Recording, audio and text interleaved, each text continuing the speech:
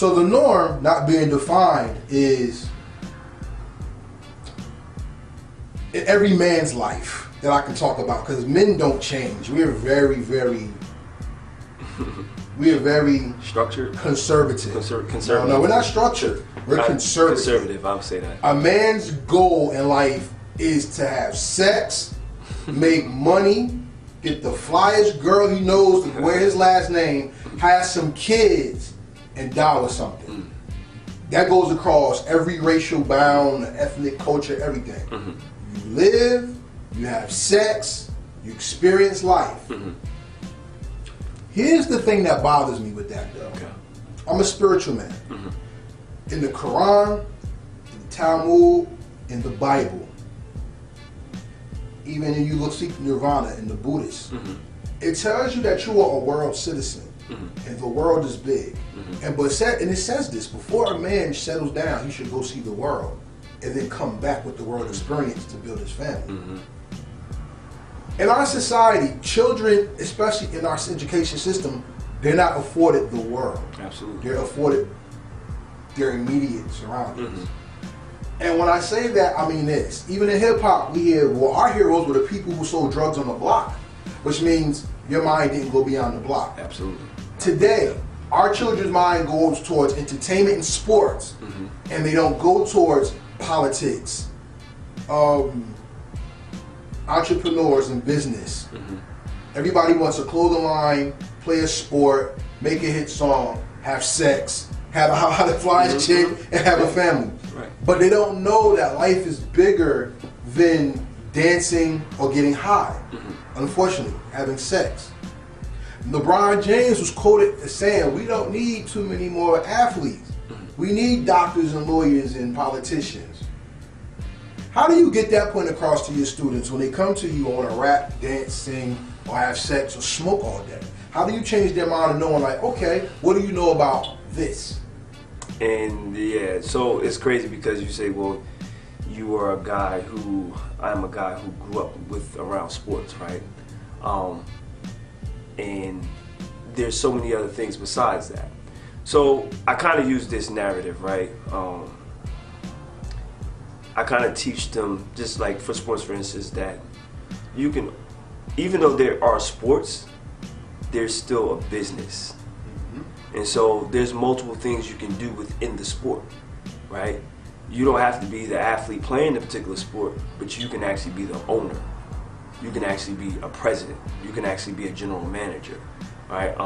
You can still be an accountant for whatever particular sport there is. And so I think that it's just changing their narrative and changing their thought process to allow them that those particular things are not like the only things, right? Even though those things are glorified, right, in our society, there's multiple different things that we can look at, and you try to steer them in those different directions. You know, it's deep, because like, I'm in the hip hop field. Most people probably seen this way before me, but I'm in the hip hop field, but I actually had to experience the field to know what I wanted to do. And everybody, I don't care if you're a journalist, everybody wants to be as hot as the rapper. Everybody's goal is to be Jay-Z one day. That's the standard. When you're in football, I guess depending on your position, you're a running back. So your goal was Barry Sanders, Emmitt Smith, Walter Payton, whatever, right? Don't forget Bo Jackson. And that's my second favorite player of all time. Bo Jackson, Lawrence Taylor. That's what got me into football. But my goal is I want to be Ralph McDaniels. I don't have to be Oprah. I just want to be respected and give the common man their voice. You know what I'm saying? And having that narrative that everybody doesn't have to be the top, but shoot for it. How then, let's go back to what you said earlier about getting to know the individual child or student athlete. How then do you get them to bring their best out and not concede their vision, but to hold on to it and develop their personality and their skill to making that vision happen and then better because it's theirs? You have to, one is most individuals, men and women, don't always have confidence, right? So you have to be able to find a way to be able to help develop their confidence at another level. And how do you do that? You do that with some wins and some losses. And so the losses, wherever they make mistakes, you have to be able to teach them through their mistakes.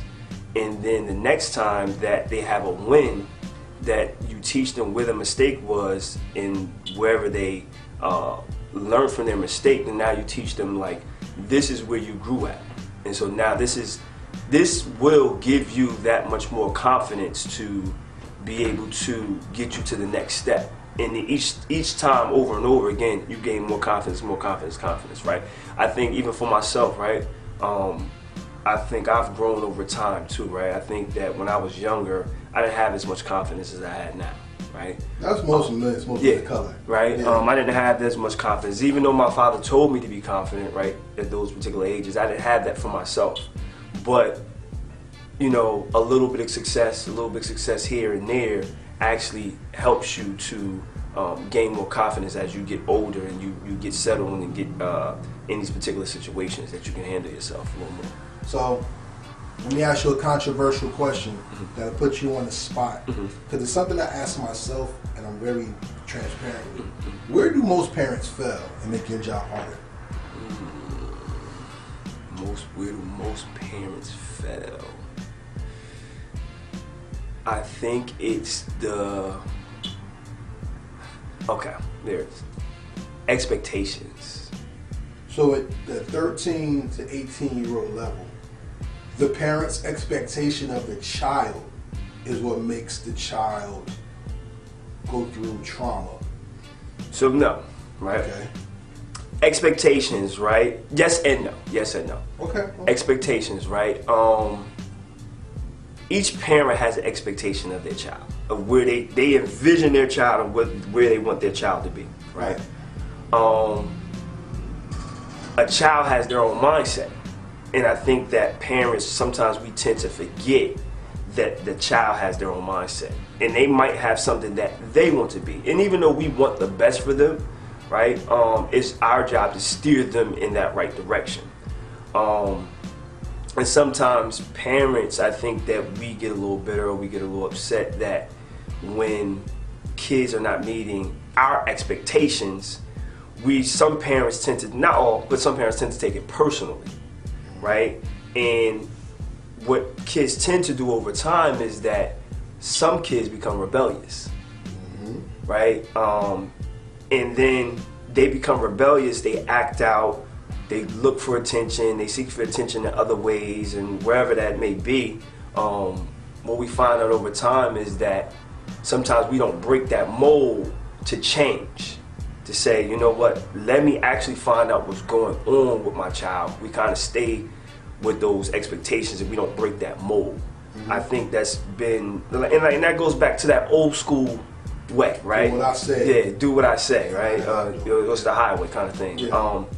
And so I think those have led to those traumas, right? Some of those traumas, because now that we're not allowing our kids to grow, or we're not even allowing ourselves to see the many different gifts our children have, because they have multiple gifts. They don't have one particular gift, right? True. And I think that when we set expectations, not saying you can't set expectations, but know that as a parent, right? And I've learned that as a parent, right? You have to be able to change, right? And you have to be able to maneuver as your child gets older, right? So I say, well, I want my child to be a doctor, right? And my child tells me that he wants to be a singer, right? I say, well, I really want you to be a doctor. I don't see this many things for you being successful as being a singer. And there might be some push there. But I also have to say, you know what, this is my child. You know what, I'm going to support my child, all right? Even though I want these things for myself and my child, you know what I'm going to do? I'm going to support you, and let's do everything possible to take you across the world to help you do those things. And I think those things are not often done, you know, when it comes to expectations. All right, let's give you some NFL trivia right now.